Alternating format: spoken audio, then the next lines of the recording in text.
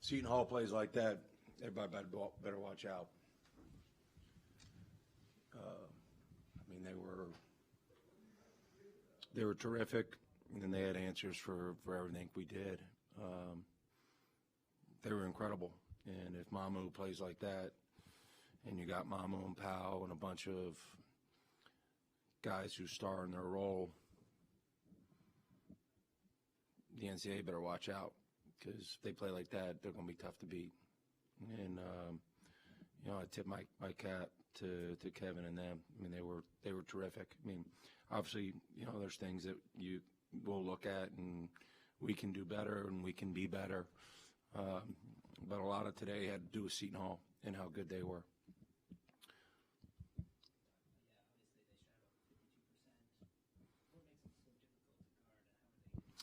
Well, I mean, they're a paint team. I mean, if you look at their stats through however many games they've played to this point, they've shot 32% from three. With the exception of Powell, their other guys have been guys who score in the paint. And tonight, everything they threw up seemingly went in. And so, we ran into a buzzsaw. What makes Powell in particular so hard to guard? He's a great player. I mean, he can do everything. He plays with a great motor. He plays with great swagger, and then obviously he can score in every which way. And so you're always on your heels with him. He's a great college basketball player. What can you say about his ability to hit, tough shots? I think he got it to 10, and he hit that really deep 3 in the second half. I mean,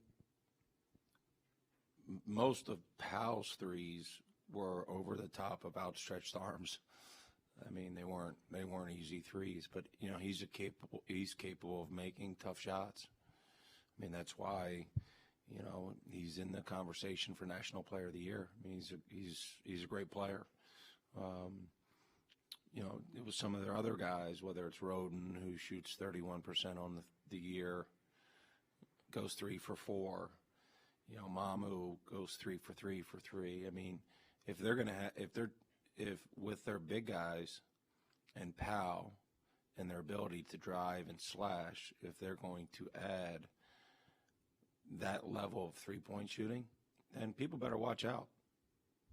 I mean, there's no two ways about it. I mean, obviously we can do better and we want to do better, but I'm not sure there's anybody in the country that would have beaten them today.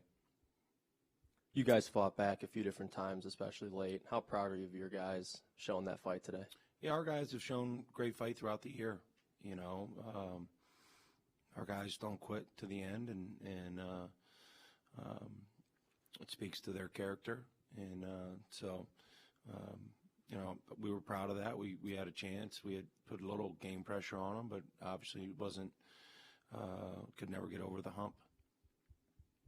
Sandro had a career day with 26 points. Talk about some of the stuff he was able to do with his versatility and to exploit everything with the defense. I mean, there wasn't much he wasn't able to do. I mean, he scored at the basket. He scored on offensive rebounds. He drove the ball, and he hit threes. I mean, he played like an NBA player tonight. I mean that's like the prototypical NBA stretch four. I mean, he was playing in an NBA arena. Unfortunately, he was playing against a college team. He looked like a pro. And, if he plays like that, guys, I mean, they were really good without him.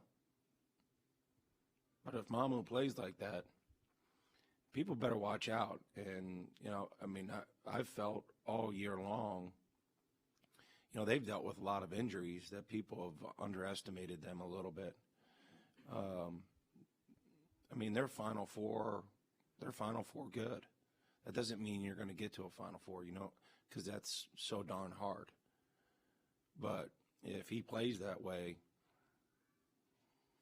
they're as good as anyone in the country, because you got McKnight, who takes great care of the ball and plays great defense.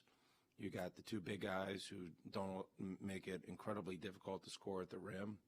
You have one of the most dynamic scorers on the perimeter in Powell.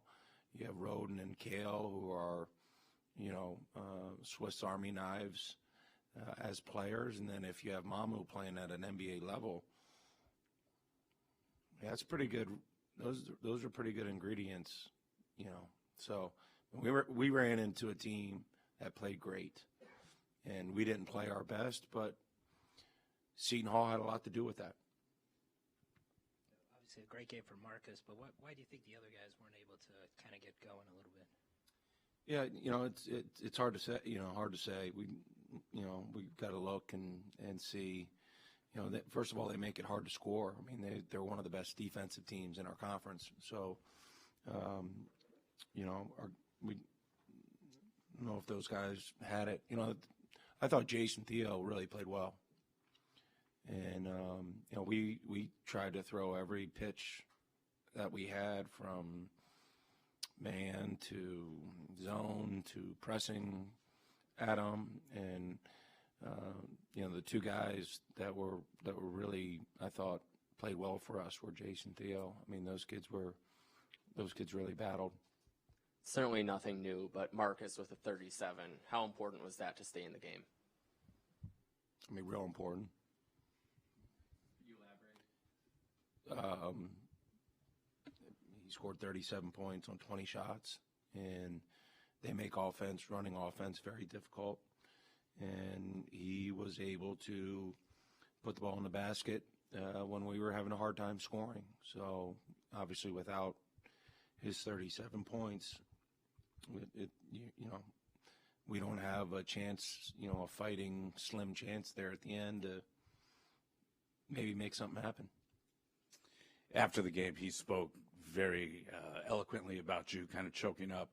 What does that mean when you see a player and he's speaking so emotionally about you and what you've meant to him? Well, he's meant as much or more to me. I mean, Marcus has been as good a kid and as good a player as any coach could hope for. Obviously what he's done as a basketball player is historic. He's done historic things in a historic league. And that alone in itself would make coaching him fun. But he's been a world-class kid, and he's been an incredible ambassador, not only for our program, but for our entire university. When I took over here, we had to reboot some things, and Marcus took a chance on us before there was, maybe a roadmap. But he and Sakar, those two guys in particular, have led us to, essentially averaging 20 wins a year and having a chance to play in postseason. And hopeful they'll give us the same opportunity this year.